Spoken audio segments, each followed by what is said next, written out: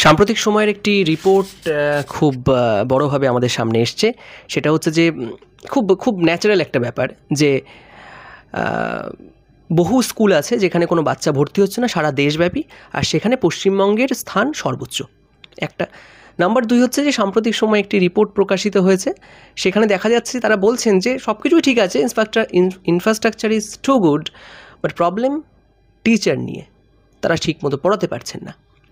এই দুটোর সঙ্গে কারণ একটা সংযোগ বোধ পাচ্ছি, তাই না? মানে যেহেতু শিক্ষকরা পড়াতে পারছেন না বা শিক্ষকরা ক্যাপাবিলিটিস নেই, তারপর তার জন্যই কনসিকোয়েন্সগুলো হচ্ছে। এর ফলে স্কুল ছুট, বেসরকারিকরণ সব কিছু চলছে সারা দেশব্যাপী এবং পশ্চিমবঙ্গ তার বাইরে নয়।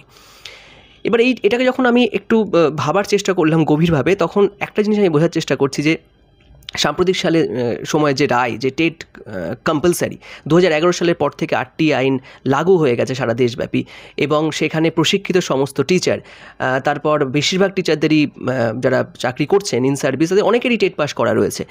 তারপরেও এরকম বেহাল কেন? তাহলে কি সরকারি শিক্ষানীতি বা সরকারি ব্যবস্থা বা সরকারি মনিটরিং বা টিচারদের ক্রমাগত যে মূল্যায়ন করা দরকার, ক্রমাগত যে ট্রেনিং দেওয়া দরকার, সেটা অনেকাংশে ল্যাক থেকে যাচ্ছে? একজন শিক্ষক মনে করলাম 2014 সালে টেট পাস করেছেন, এখন তিনি 2025 সাল, ধরুন 26 সাল হতে গেল, চাকরি করছেন, তার মাঝখানে কোনো ট্রেনিং সেইভাবে হয়নি।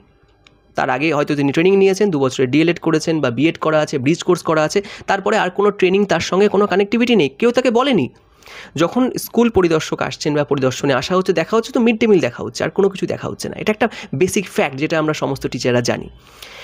এই সমস্ত ঘটনার পরবর্তী সময়ে আমরা যদি একটু চোখটা খোলা রাখি, তাহলে দেখব কি, তাহলে এই যে ওভারঅল নীতিতে, মানে আইন তৈরি হয়ে যাচ্ছে, এটা করতে হবে ওটা করতে হবে, ইমপ্লিমেন্ট করার বেড়ালের গলায় ঘণ্টা বাঁধার জায়গায় কিন্তু আমরা পিছিয়ে আছি। যে সমস্ত শিক্ষক শিক্ষিকারা আপ্রাণ চেষ্টা করছেন এই সিস্টেমটাকে বাঁচিয়ে রাখার জন্য, সর্বস্ব দিয়ে ফেলছেন তাদের জীবনের সব কিছু, তাদের পরে একটা খাড়া ঘা আসছে যে আপনাকে টেট পাস করতে হবে। কারণ টেট পাস করলেই আপনি একটি জাতীয় নির্ধারক মানে পৌঁছাবেন, তাহলেই আপনার এই শিক্ষকতা চাকরি করা আপনার পক্ষে সম্ভব এবং আপনি সঠিক শিক্ষক খাতায় কলমে। এবং সেটা নিয়ে প্রচুর রিভিউ পিটিশন হয়েছে। সম্প্রতি আমরা দেখলাম যে পশ্চিমবঙ্গ রিভিউ পিটিশনের জন্য কথা বলছে এবং এটা নিয়ে মিডিয়া লিখছে। আর যতক্ষণ না সুপ্রিম কোর্টে নোটিফিকেশন, মানে ওদের যে অফিসিয়াল ওয়েবসাইটে আমরা দেখতে পাচ্ছি, ততক্ষণ পর্যন্ত আমরা 100% শিওর হতে পারছি না। এবার আমাদের প্রশ্ন হচ্ছে যে এই তো আইনি লড়াই চলবে, তার সঙ্গে সরকারের বিভিন্ন শিক্ষানীতিগুলোও চলবে, বিভিন্ন আপগ্রেডেশন মডেল চলবে, কিন্তু আমাদের জন্য লাস্ট 10 বছরে কী করা হয়েছে? কোনো ট্রেনিং হয়েছে নামমাত্র, অনলাইনে ট্রেনিং, রেকর্ডেড ভিডিও, সেটা দেখানো, তারপরে তার কোনো মূল্যায়ন নেই, তার কতটা পাচ্ছে, এবং ক্লাসরুমগুলোতে কিভাবে এগুলো ইমপ্লিমেন্ট করা যায় বা মনিটরিং, সেটা নেই। এবং তার সমসাময়িকভাবে আমরা দেখছি এখন ইংরেজি মাধ্যমে পড়ার একটা হিড়িক এসে গেছে। অবশ্যই মধ্যবিত্ত বাঙালি এবং মধ্যবিত্ত মানুষ এবং নিম্ন মধ্যবিত্ত মানুষ, তারা ভাবছেন যে সরকারি স্কুলে পড়ে কিছু হবে না, কারণ ওখানে মিড ডে মিল খাওয়া আর কিছু হয় না। এইভাবে কিন্তু ন্যারেটিভ তৈরি করা হচ্ছে এবং সরকারি স্কুলে যে কিছু হচ্ছে না, এরকম একটা নেগেটিভিটি তৈরি করে সামনে পাঠিয়ে দেওয়া হচ্ছে মিডিয়ার সামনে। মিডিয়া সেটা সহজেই বিক্রি করছে, তার থেকে অ্যাড ইনকাম করছে, এবং একটা প্যাসিভলি একটা ন্যারেটিভ তৈরি করে দেওয়া হচ্ছে, দেখুন সত্যি এখানে কিছু হয় না, এই স্কুলে এই হচ্ছে, এবং বেসরকারি স্কুলগুলোকে এর মধ্যে ঢুকিয়ে দেওয়া হচ্ছে। এর ফলে অনেকগুলো লাভ লোকসান আছে। এটাকে নিয়ে আমি একদমই রাজনৈতিক আঙ্গিকে কথা বলতে চাই না, তবুও বলতে হয়। আপনি যদি দেখেন বেশিরভাগ বেসরকারি স্কুল যেগুলো তৈরি হচ্ছে বা যেখানে সিস্টেম হয়েছে, বিশাল বড় বিল্ডিং, বিশাল বড় মাঠ, অ্যাফিলিয়েশন ইত্যাদি ইত্যাদি, সমস্ত কিছু ব্রিজ করে দেওয়া হচ্ছে। আজকে আপনি চাকরি করছি, একটা মানে বলার মতো বেতন পাচ্ছি, বলার মতো কম্পারেটিভলি বেসরকারি স্কুলের থেকে একটা জবের নিশ্চয়তা এখনও পর্যন্ত ছিল, এখন আর নেই, আর একটা সামগ্রিক জীবন পাচ্ছি। এবং যে পয়সা দিয়ে আমরা আমাদের ছেলে মেয়েদেরও, আমরা বেশিরভাগই করি না এটা করি না, তার মানে আমরা নিজেদেরকে বিশ্বাস করি না, নিজেদের মডেলকে বিশ্বাস করি না। এই শিক্ষা ব্যবস্থাটাকে কিন্তু আমরা অনেক ক্ষেত্রে নিজেরাই একটা প্রশ্নচিহ্নের মুখে রাখছি যখন আমাদের ছেলে মেয়েকে আমরা বেসরকারি স্কুলে ভর্তি করছি। তারা কি টেট পাস করেছেন যারা পড়ান? তাদের কি যোগ্যতা আছে সেটা কি সবসময় দেখতে যাই আমরা? কি হচ্ছে? অনেক কিছু বলা হয়, অনেক কিছু অনেক কিছু ডেকোরেটিভ আইটেম সামনে দেখানো হয়, বিভিন্ন রকম পোশাক, বই বিক্রি সবই চলছে। তার মাঝখানে আমরা ভাবছি আমাদের স্কুলে তো পড়াশোনা হয় না, সরকারি বিদ্যালয় তো শেষ। তাহলে এই ক্ষয়িষ্ণু ব্যাপারটা কিন্তু আজ থেকে শুরু হয়নি, আজ থেকে 10-15 বছর আগে থেকে শুরু হয়েছে। আজকে একটা পিক পয়েন্টে এসে পৌঁছেছে প্রায়। এবং সেই জায়গায় সরকারি শিক্ষা ব্যবস্থাকে সব দিক থেকে কি বলা যায় যে একটা অবক্ষয়ের জায়গায় নিয়ে যাওয়ার চেষ্টা চলছে, এবং মিডিয়াও তার সঙ্গে আছে। আমরা অনেকাংশে দায়ী, সবাই নয়, কেউ কেউ দায়ী। যখন মানে এগুলো ভাবি খুব খারাপ লাগে। তবে বহু শিক্ষক আছেন যারা তাদের জীবনকে সম্পূর্ণ উৎসর্গ করেছেন এখানে, তাদের জন্য সিস্টেমটা টিকে আছে, তাদের সদিচ্ছার জন্য টিকে আছে, আর কিচ্ছু না। এখন যে অসুবিধার মধ্যে আমরা আছি, এখানে বিভেদ আমরা করব না। এখন অনেকেই বিভেদ করার চেষ্টা করছেন।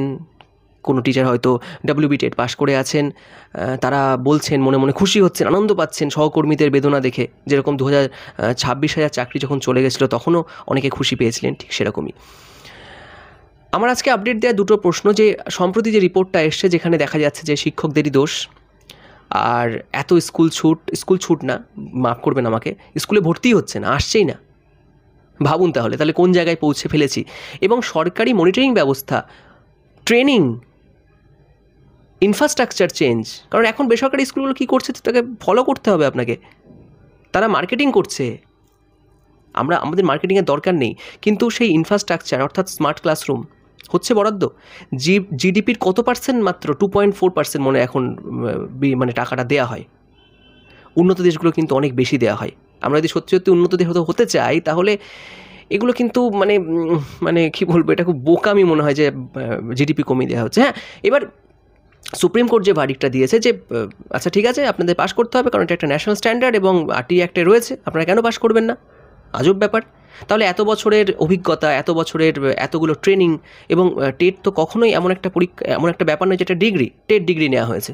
তাহলে সরকার নিশ্চয়ই এগুলো নিয়ে ভাবা উচিত যে তাদের কোনো টেট মানে ইন সার্ভিস টেট, সেটা শর্ত ছাড়া সেটা করা যেতেই পারে। এবং ওভারঅল মনিটরিং দরকার, নইলে এই সিস্টেমটা যদি বন্ধ হয়ে যায় তাহলে গরিব মানুষের ছেলেরা, ফার্স্ট জেনারেশন লার্নাররা পড়াশোনাই করবে না, তাহলে কি হবে? এবং দেখুন, এটার জন্য আমাদের একটা জনমত তৈরি করতে হবে। এখন সবথেকে বেস্ট টাইম, যখন আমরা নিজেরাই বুঝতে পারছি না যে কোথায় দাঁড়িয়ে আছি, সেই জায়গায় দাঁড়িয়ে এই জনমতটা গড়ে তোলা খুব দরকার। দেখুন, একটা শিক্ষক শিক্ষিকা সংগঠন বা শিক্ষক শিক্ষিকা ছাড়া আপনি দেখেছেন যে কোনো মানে জনতা এটা নিয়ে কোনো কিছু বলছে না কেন? তারা তো মনে মনে খুশিই পাচ্ছে, আমার মনে হয় বেশিরভাগই যাচ্ছে যাক, ওরা তো কিছুই করে না, কারণ তারা ন্যারেটিভটা দেখছে স্কুলে কি হয়। বেশিরভাগটা যা হয় না সেটাকে দেখানো হয়, এটাই তো হয়ে চলেছে। যাদের কোনো সামর্থ্য নেই, কিচ্ছু করতে পারছে না, তারা গিয়ে সরকারি স্কুলে ভর্তি হচ্ছে, এরকম বেশিরভাগ ন্যারেটিভ তৈরি করা হচ্ছে। তো এই রিপোর্টটা এবং স্কুলে ভর্তি হওয়া কম এবং গ্র্যাজুয়ালি এটা হয়ে চলেছে, এবং সরকারি শিক্ষা ব্যবস্থা হয়তো সরকারও কোনোভাবে চাইছে, কেন্দ্রীয় সরকারও চাইছেন বা রাজ্য সরকারও চাইছেন, বিভিন্ন রাজ্য সরকার বিভিন্ন স্কুলগুলো বন্ধ হয়ে যাচ্ছে, মার্চ করে দাও। তাহলে ওই সব শিক্ষকদের কী হবে? দরকারই নেই, বাদ দিয়ে দাও। বাদ দেওয়ার একটা পদ্ধতি, একটা পরীক্ষা নাও, নির্ণায়ক পরীক্ষা নাও, একটা স্ট্যান্ডার্ড তৈরি করো। সেখানে অবশ্যই 20 বছর পরে পরীক্ষায় বসলে ফ্রেশারদের সঙ্গে বসলে 1%ও পাস করবে না, বাদ দিতে হবে, এবং বলতে পারবে যে এরা এলিজিবল না, নতুন যুগের সঙ্গে মানিয়ে নিতে পারেনি। কিন্তু এই যুগের সঙ্গে মানিয়ে নেওয়ার জন্য এই দায়িত্বটা কি শুধু শিক্ষকের ছিল, নাকি ট্রেনিংগুলো করানো যেত? নির্দিষ্ট 6 মাস অন্তর, 3 মাস অন্তর বিভিন্ন ট্রেনিং এবং তার পরীক্ষা, তার মূল্যায়ন, ক্লাস মনিটরিং, এগুলো তো করা যেত। তাহলে তো এত স্কুল ছুট হতো না। আমরা কিন্তু এর একটা ভালো উদাহরণ দিল্লিতে দেখেছিলাম। দিল্লিতে যখন এর আগের গভর্নমেন্ট যারা ছিলেন আর কি, আম আদমি পার্টি, তারা কিন্তু স্কুলের হুলিয়া চেঞ্জ করে দিয়েছিল পুরো, তাদেরকে শিক্ষকদের ট্রেনিং, এবং এর ফলে দেখছিলাম বেসরকারি স্কুলগুলো থেকে বেশিরভাগ বাচ্চারা চলে আসছিল। কারণ এটাই তো চাই। তাহলে এই জায়গাগুলো আসল হাত দেওয়া দরকার সমস্ত সামগ্রিকভাবে দেশের শিক্ষা ব্যবস্থা উন্নত করার জন্য, একদম গ্রামের ওই মেধাবী ছেলেটাকে বা মেয়েটাকে বড় করার জন্য। সেটা না করে যদি আমরা প্রশ্ন তুলি, শিক্ষকদের ওপর, শিক্ষকদের যোগ্যতার ওপর মনিটরিং না রাখি, তাহলে তো এটা হওয়ারই ছিল। আর ভাবছেন যে আমরা তো সুখে কাটিয়ে দিচ্ছি সময়, ভালো চাকরি করছি, এত নিরাপত্তা, এখন নিরাপত্তাজনিত অভাবে ভুগছি আর কি, ভাবছি আর কি, তাহলে এর পরবর্তী জেনারেশন কী হবে? সরকারি ব্যবস্থাটাই তো থাকবে না, আর তার জন্য কিন্তু আমরা কিছুটা হলেও দায়ী থাকবো। সেজন্য জনমত গড়ে তোলা দরকার। তার সঙ্গে এই যে পিটিশন রিভিউ পিটিশনে অলরেডি করা হয়ে গেছে, আইনি লড়াই চলছে, এখানে আমাদের নতুন করে বিশেষ কিছু করার নেই, এবং তারপরে পথের লড়াই, এবং এই ব্যবস্থাটাকে বাঁচানোর পরেই আমরা বুঝতে পারবো বা আমাদের ওপর এটা নির্ভর করবে যে আমরা কোথায় যেতে চলেছি বা দেশটাকে কোথায় নিয়ে যাব। এই জন্য জনমত গড়ে তোলা এবং আপগ্রেড হওয়া নিজেরা, এবং সরকারের অবশ্যই একটা সদিচ্ছা থাকা দরকার এই ব্যাপারে। নিজে নিজে আপগ্রেড হওয়া তো সবসময় সবার দ্বারা সম্ভব নাও হতে পারে। এটা আমার পার্সোনাল ওপিনিয়ন আপনাদের সামনে রাখলাম। আর আপনারা যদি চাইল্ড সাইকোলজি বইটা পড়ে দেখেন, সে টেট পরীক্ষার সম্পর্কিত আমি বলছি না, পড়ে দেখেন, তাহলে বুঝবেন যে আমরা আরও ভালো কী করতে পারি শিক্ষার জন্য, বাচ্চাদের শিক্ষার জন্য, শেখানোর জন্য, সেটাই। আর আগামী 2 সপ্তাহের মধ্যে আমরা অনেক কিছু জানতে পারবো বলে আশা করছি যে কী হতে চলেছে সাম্প্রতিক সময়ে এবং সামগ্রিক রায়গুলো কী হতে চলেছে, তারপরে কথা বলা যাবে। আর ক্লাস আমরা শুরু করব, ফ্রি ক্লাস, কোর্স বিক্রি করা ক্লাস নয়, নিজেরা আলোচনা করব। নোটিফিকেশান বেরিয়েছে সিটেটের, সেটার জন্য অনেকে প্রস্তুতি নিচ্ছেন, নেওয়াও দরকার নিজের জন্য। কি তারপরে রাজ্য সরকার মানলো কি মানলো না সেটা পরের ব্যাপার। একটু তো মনোবল পাওয়া যায়, তাই না, পড়াশোনা করলে, চেষ্টা করলে। এটাই বলার ছিল। ভালো থাকবেন। অযথা চিন্তা করে কোনো লাভ নেই, যা হবে সেটা তো হবে, কিন্তু লড়াই আমরা করব, লড়াই না করে মৃত্যুবরণ করব না, তাই না? আর আমি যে রিপোর্টগুলোর কথা বললাম, আপনারা সবাই জানেন রিপোর্টে কী হচ্ছে। ওভারঅল একটা নেগেটিভিটি তৈরি করার চেষ্টা করা হচ্ছে, এবং জনমানুষের একটা প্রতিক্রিয়া নেওয়ার চেষ্টা চলছে। দেখুন, এরা ভয় পাচ্ছে, এরা যোগ্য না অযোগ্য, রাজনীতি মেশানোর চেষ্টা চলছে। এখন রাজনীতি বিভেদ করার কোনো সময় নয়, বাঁচতে হবে, চাকরি বাঁচাতে হবে, সমাজকে বাঁচাতে হবে, সরকারি শিক্ষা ব্যবস্থাকে বাঁচাতে হবে। এই জন্য এটা আমাদের লড়াই। ভালো থাকবেন, ধন্যবাদ।